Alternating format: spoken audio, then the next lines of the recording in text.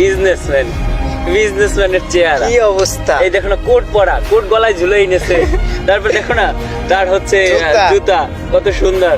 হচ্ছে কি আপনাদের সাথে সম্পর্ক রাখার জন্য, ফ্রেন্ডশিপটা রাখার জন্য হয়তো বলছিল যে তার স্বামী বিজনেস করে।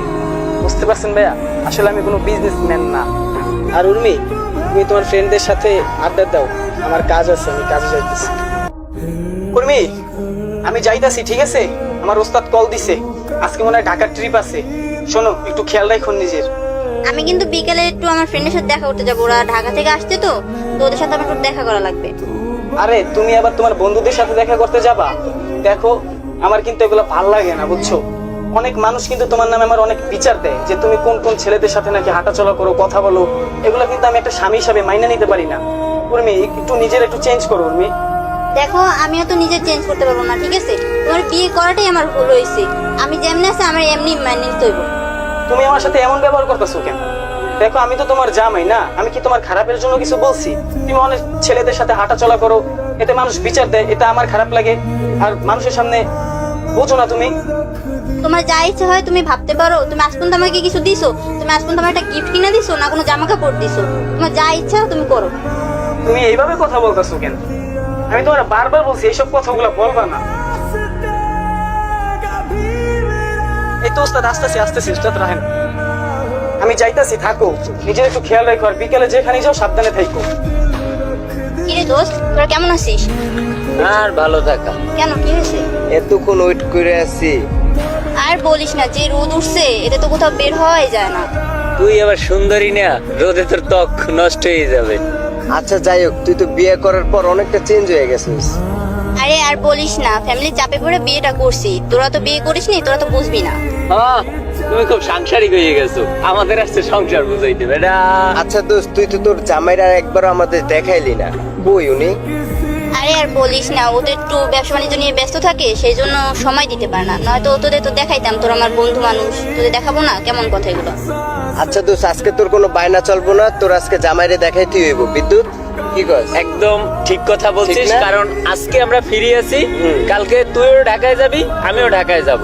তো আজকে ওর হাজবেন্ডে দেখেই যাবো। ও আমাদের এত দিন পর্যন্ত ঘুরাইতেছে, কিন্তু আজকে ওর হাজবেন্ডে দেখবো এবং দুলাভাইয়ের কাছ থেকে আমরা ট্রিট নেবো, তারপরে আমরা এখান থেকে যাব।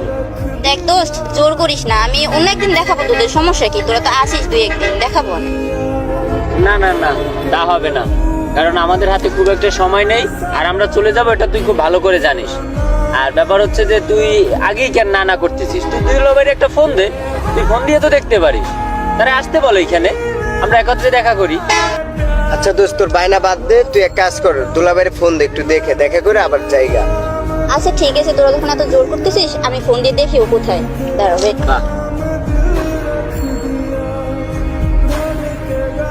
এই আপন, এই গাড়িতে কি গিরিস করছো? ওস্তাদ, করছি। কি গিরিস করছো? এখন আমার তো স্টার্টিং এ ঘুরতে আসছে না। ওস্তাদ, আমি তো গ্রিস করছি, আপনার বিশ্বাস না হলে আপনি যা দেখেন। কি রে, তুই তো তেরা তেরা কথা কস, কানে নিচে বলে কানে পর্দা ফাটাই গেলাম। সেনো মানো। ওস্তাদ, আপনি আমারে মারবেন মানে? আমি কি করলাম আবার? কি রে, তোর লাগে কথা কইলে আমার হিসাব করে কথা কইতে হইব?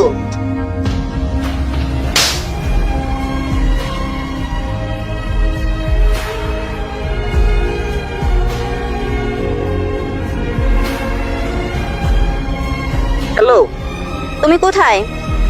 আমি তো কাজ করতেছি। আমি জানি না তুমি বারবার এই কাজের অজুহাত দেখাও কেন। আমার ফ্রেন্ডরা তোমার সাথে দেখা করতে যাইতেছে, তুমি এখন আসবা, আর ভালো ড্রেস আপ পরে তারপর আসবা। আমি আর কিচ্ছু জানি না। আচ্ছা ঠিক আছে, আমি আসতেছি, রাগ করো না, আসতেছি।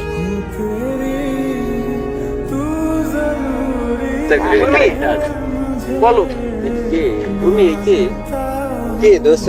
আচ্ছা দোস্ত, একটু থাক, আমি তো আসতেছি, ঠিক আছে?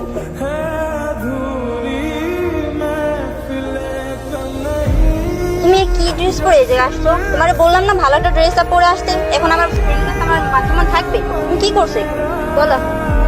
আরে আমি তো ভাবছি কি না কি হয়েছে, খুব দ্রুত ডাকছো, এই কারণে আমি আইসা বসছি। এই কারণে আমি ভাবছি ড্রেস আপ চেঞ্জ করার দরকার নেই, এই কারণে এইভাবে আইসা বসছি।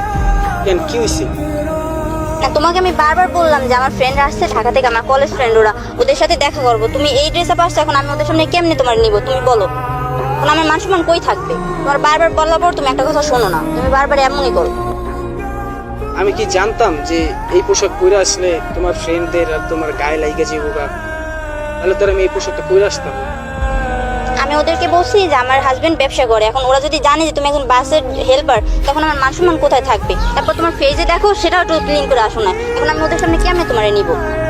আচ্ছা, আমার নিয়ে যেহেতু এত সমস্যা, তাহলে তুমি তোমার ফ্রেন্ডদের সাথে থাকো, আমি বাসায় যেতেছি। এখনো আসতেছে না। এই উর্মি, আচ্ছা, এখন আর বাসায় যেতে হবে না, চলো ওদের সামনে আসো। কি রে উর্মি, ওই কি যে ওর সাথে এতটা কথা বলতে আসছিস? কি বলবো দোস্ত, ও হচ্ছে আমার হাজবেন্ড। কি রে বিদ্যুৎ, ওই কি কয়? এইটা নাকি ওর হাজবেন্ড? এই কি গামছা গুমছা পরা? আমি তো মামা জাস্ট অবাক। এটা এই কোনো তোর হাজবেন্ড? দেখো, এখন তোমার জন্য আমাকে অপমানিত হতে হবে।